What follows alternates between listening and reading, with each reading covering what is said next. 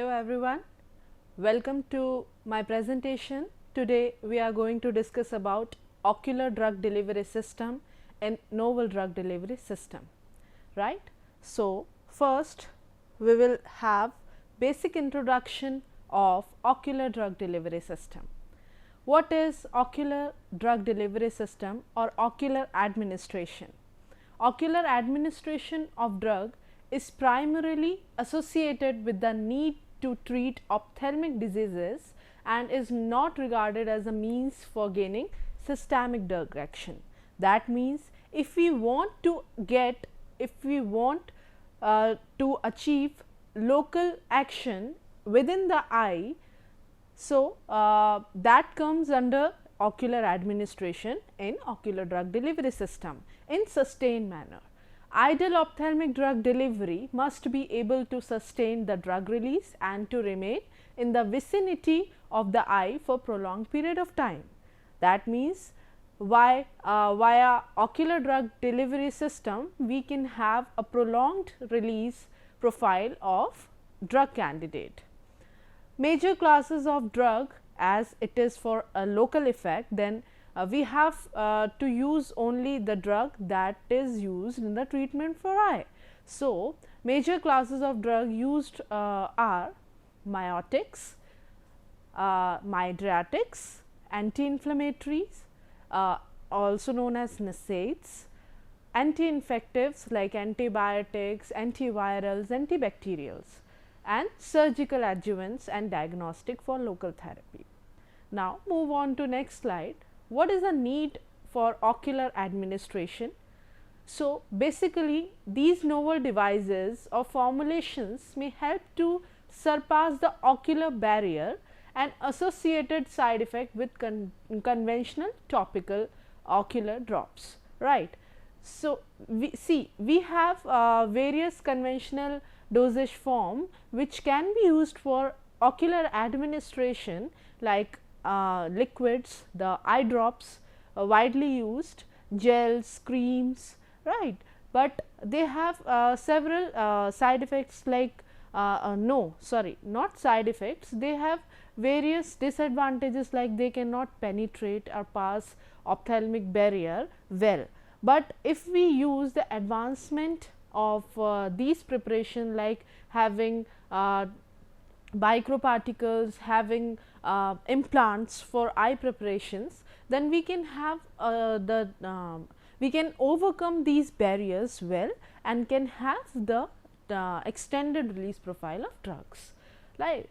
Next, it provides prolonged drug retention, thus better absorption and consequently improved bioavailability. Yes, of course, as I told you that we can have prolonged or extended drug release profile of active. So, that means, if the retention of the dosage form for ocular delivery is more, then the absorption will get better and we can have the prolonged release drug profile, right. It helps to provide precorneal elimination.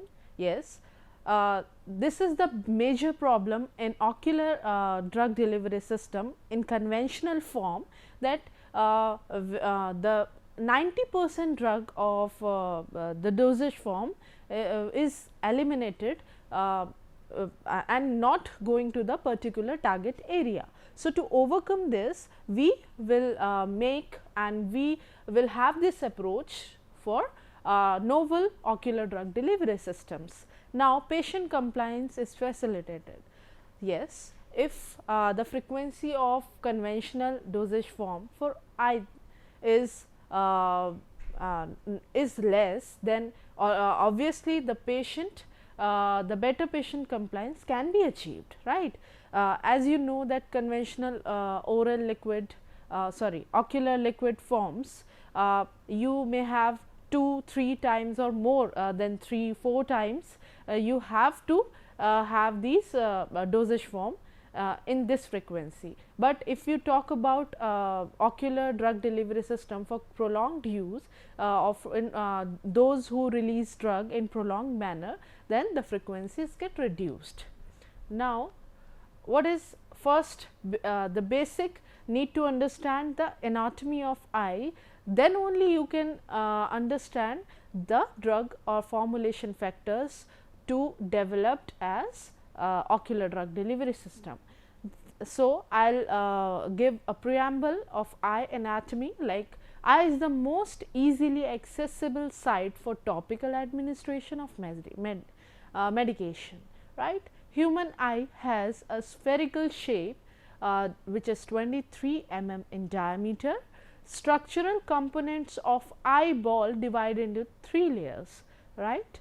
What are those structural components? Number one is outermost layer, which is also known as transparent cornea and opaque sclera, right. That means the outermost compartment consists of cornea and sclera.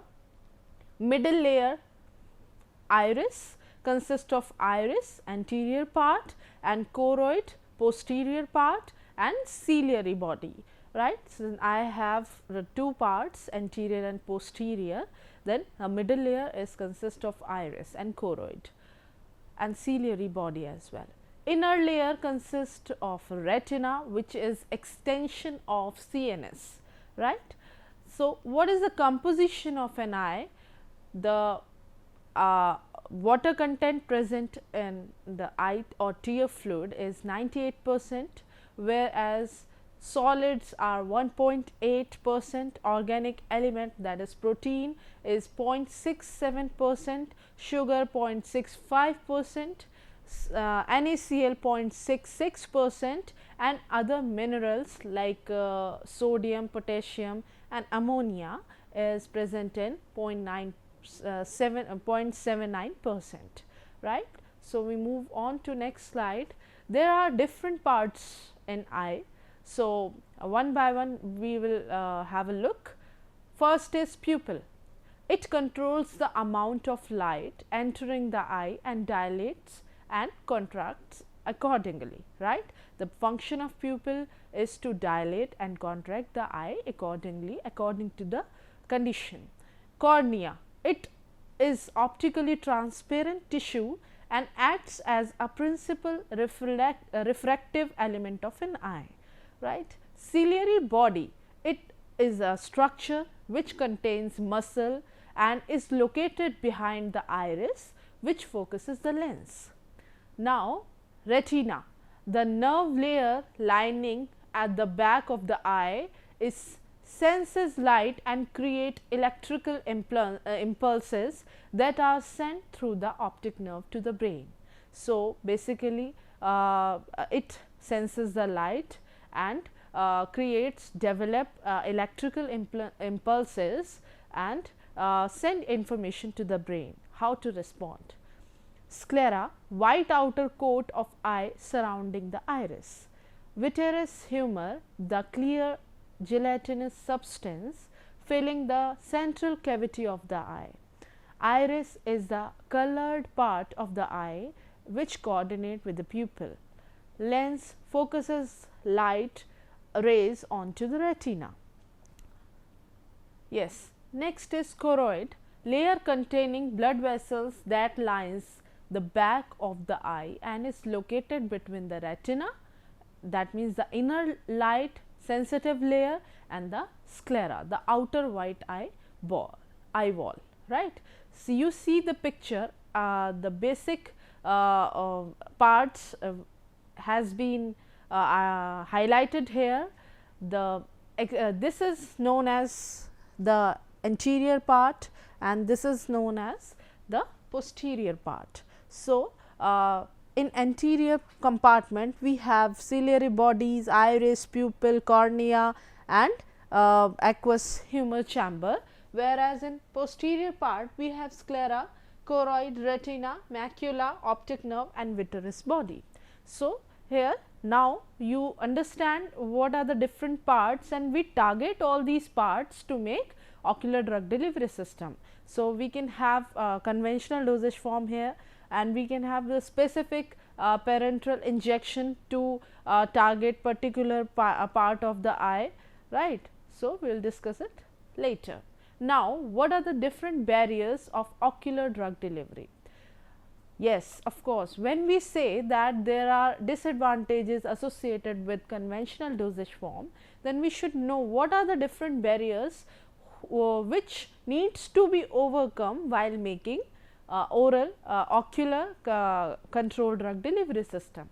Now, what are the barriers of drug permeation? As we localized our ocular preparation in the eye, then we have to know about the ocular barriers only, right. What are the ocular barriers? Number one is precorneal, second is dynamic, and third is static. It is divided into three main categories in which different concerns are there. In precorneal, you see drainage of drug solution, right, drainage of drug solution, lacrimation and tear dilution.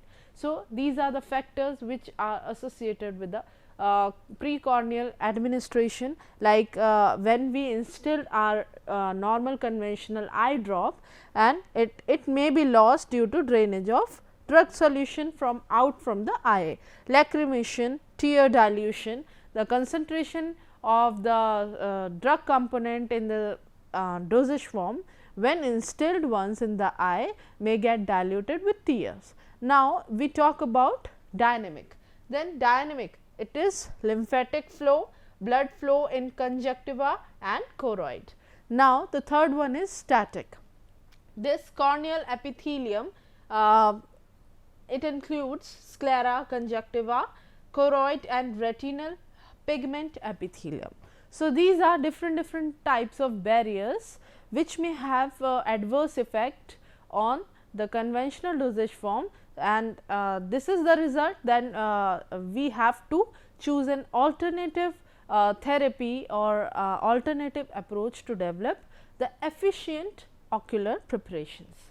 Now, the drug in ophthalmic preparation reach inside the eye through cornea via epithelium, stroma, endothelium structure, which is equivalent to fat water fat structure depending on oil water penetration coefficient, right. So, in ophthalmic preparations, the ophthalmic preparations reach inside the eye similarly as the fat water fat structure to pass through these layer like epithelium, stroma, endothelium, which are the part of cornea.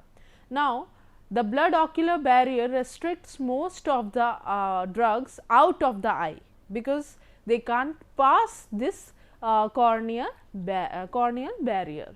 Example, inflammation breaks down the barrier allowing the drug and large molecule to penetrate into the eye. This barrier divided into two subparts, blood aqueous barrier and blood retinal barrier, right. So, aqueous barrier comprises of the ciliary, epithelium and capillaries of iris. These are the parts of eye which I have told you earlier, and blood retinal barrier it comprises of capillaries like of the retinal circulation and tight junction between retinal epithelial cells.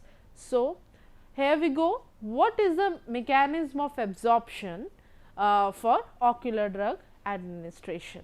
So, as just now I discussed in detail that there are various types of barrier present in eye. So, it makes it difficult thing to achieve the drug absorption in well mannered pattern. So, for to overcome this, we have to know the basic mechanism through which drug is absorbed via corneal and precorneal route, right. So, first is corneal absorption. So, number one, the epithelium outer layer of the cornea is a rate limiting barrier. We should know that cornea is made up of 5 sub layers, and the outermost layer is considered as epithelium, and it is the rate limiting barrier for most of the drugs, right. Lipophilic drugs mainly transport via transcellular pathway, right. The mechanism of drug absorption is transcellular pathway. Hydrophilic molecules absorb to anterior chamber via paracellular pathways. Transcellular and paracellular represent across the cell and within the cell pathway. Non-corneal absorption includes penetration across sclera and conjunctiva into intraocular tissue. That means the absorption is taking place through sclera and conjunctiva in this non-corneal absorption route, right. Significant for drug molecules with poor corneal permeability, right. So, we can have this approach for drugs those having difficulty to cross cornea due to their physical or chemical nature. This mechanism is usually non-productive as drug penetrating is taken up by the local capillary beds and removed to general circulation. But if we talk about practicality of this type of absorption, so most of the drug is absorbed in systemic circulation. So, we can't have that local type of effect within an eye, right. So, this is not an productive absorption route for most of the drugs. Now, we talk about what are the different pathways for ocular absorption.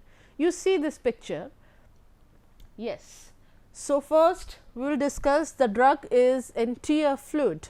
Now, we talk about ocular absorption.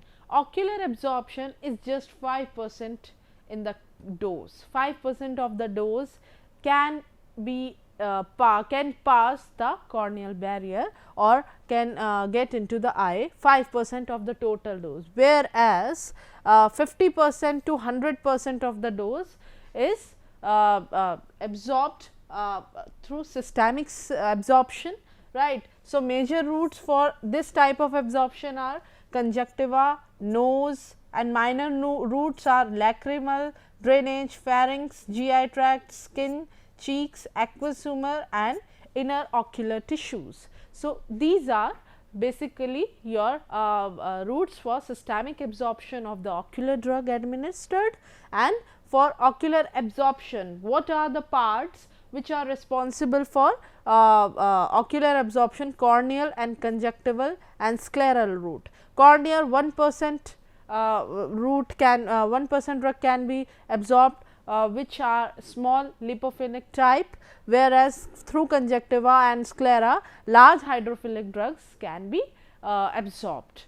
And from this corneal absorption, the drug will go to the aqueous chamber and then ocular tissues. So, after this deposition, drug will show effect in the eye or the local effect. So, you see how much drug percent is getting absorbed through ocular absorption, that is just only 5%.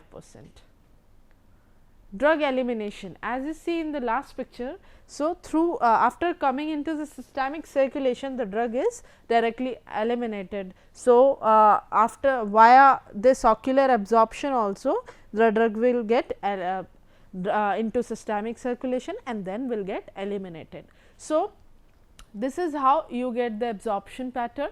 Now, we will talk about drug elimination. So, drug elimination, topical drugs and their metabolites may be eliminated through various mechanisms such as outflow of drug by blinking mechanism of the eyelids, like you just blink your eyes during instillation, right. Then the drug or formulation will be outflowed, right. So, it is also one of the mechanism of drug elimination, and this is basically known as pre-corneal elimination, that at the initial point of time of instillation the drug is eliminated before going to the corneal region.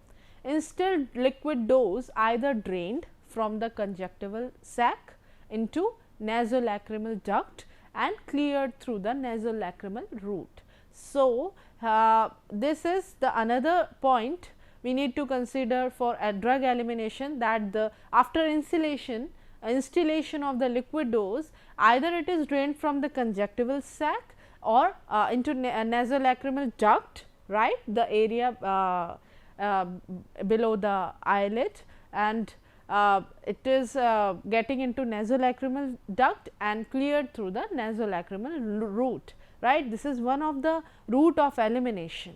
Now, administered dose in the anterior chamber may be eliminated through aqueous humor outflow. Aqueous humor outflow, the tear production we can say, then it depends on the tear production in the eye, right. This is also responsible for drug elimination. Now, these factor results in drugs poor bioavailability. When once drug is eliminated out of the eye, then the drug bioavailability is poor.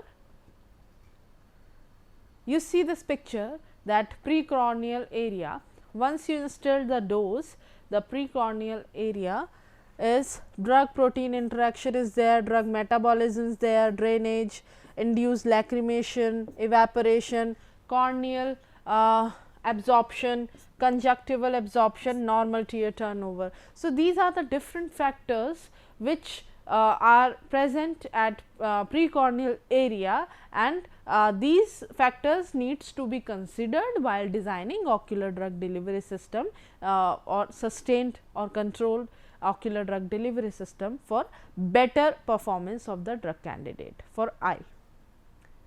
So, various factor affecting intraocular bioavailability, right. So, what are different types of factors for to enhance the bioavailability of drug content in the eye? Inflow and outflow of lacrimal fluids, right.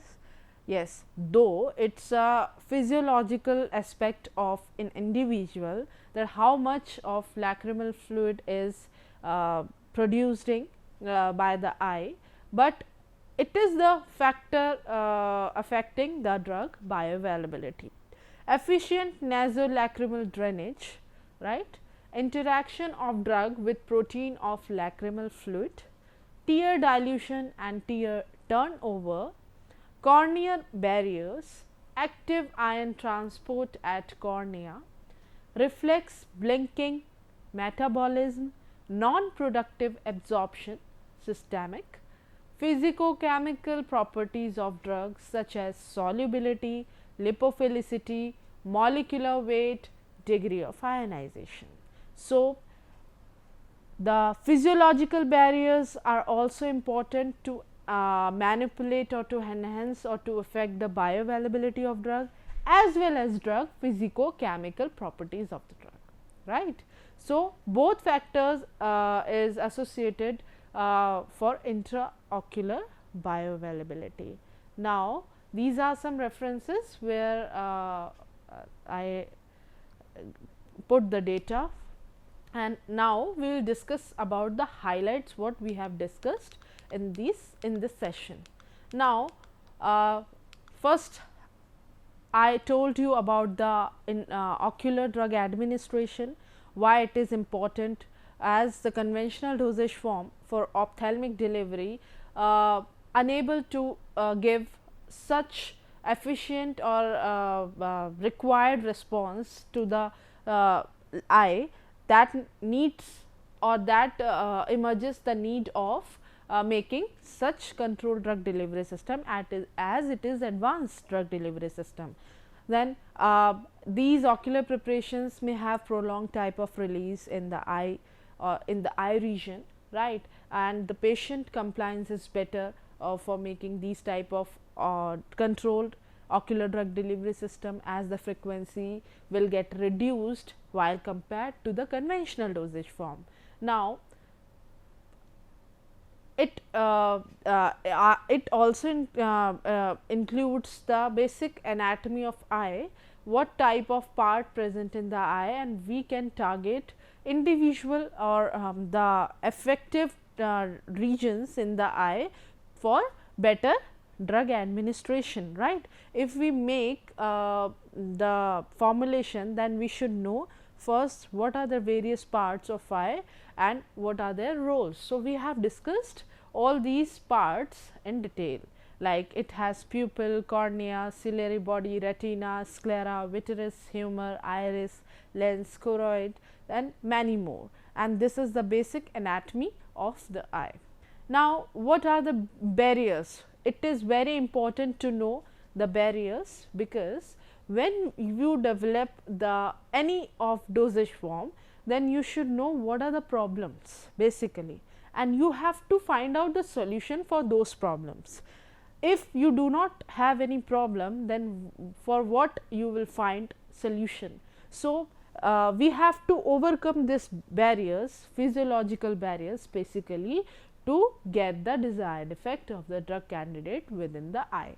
As for ocular administration, we can have the targeted effect or localized effect within the eye, then we should know that the maximum absorption or retention of drug needs to be within the eye, not in the general or systemic circulation. So, for this is important to know all these barriers, so that you can have different approach to overcome these barriers.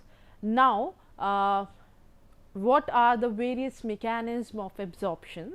So, we have generalized two types of absorption, that corneal absorption and non-corneal absorption. So, corneal absorption represent the absorption through cornea and the layers different present in cornea, and non-corneal absorption, that absorption through sclera and conjunctiva. So, these are different mechanism of absorption of drug to the eye. Yes, the second one absorption mechanism is less favorable, as most of the drug is getting into the systemic circulation. So, as I have told you that in ocular administration, we want our drug to retain within the eye only, then for the prolonged time, so that it can show and give the better effects at the particular site. Now, we have discussed various pathways for drug absorption. Yes, if it is absorbed via corneal absorption, then the drug will follow this path, right, this path. If it is absorbed through these parts, conjunctiva, nose, nasal root, lacrimal drainage, pharynx, then it will go into systemic circulation and then directly eliminated, whereas the drug absorbed will either by corneal or scleral route will be next in aqueous chamber and then deposited in ocular tissues and show its effect, and then goes into systemic circulation again and then eliminated from the system. Now, drug elimination, I have told you that various elimination routes are there through which the drug can be eliminated, and various factors during which we have to consider while making ocular drug delivery system. Drug protein reaction is there, that means drug and protein in the eye present can react. So, physicochemical property again then need to discuss. Drug metabolism, what is the metabolism pathway of drug within the eye, and your induced lacrimation, how much lacrimation is happening within the eye. It depends on individual physiology. Normal tear turnover, basically an average value should be there, but in disease condition the value may get reduced or increased. Now, conjunctival absorption. So, this is also an important factor to understand the absorption. Corneal absorption, it is required absorption route, evaporation of tears. So, basically the corneal absorption of drug is of high importance here, through which only we can have the targeted effect of the drug within the eye. As you see in the last picture, that it is only 5% via ocular absorption through cornea and conjunctival sclera. So, we have to target this approach, corneal or scleral or conjunctival approach, for maximizing the drug absorption within the eye, and then it will be eliminated accordingly. So, I hope you understand this concept of ocular drug delivery system and its designing, and we will be continuing this session on ocular drug delivery system later. So, I hope you understand all these points very clearly, and stay safe, take care, thank you.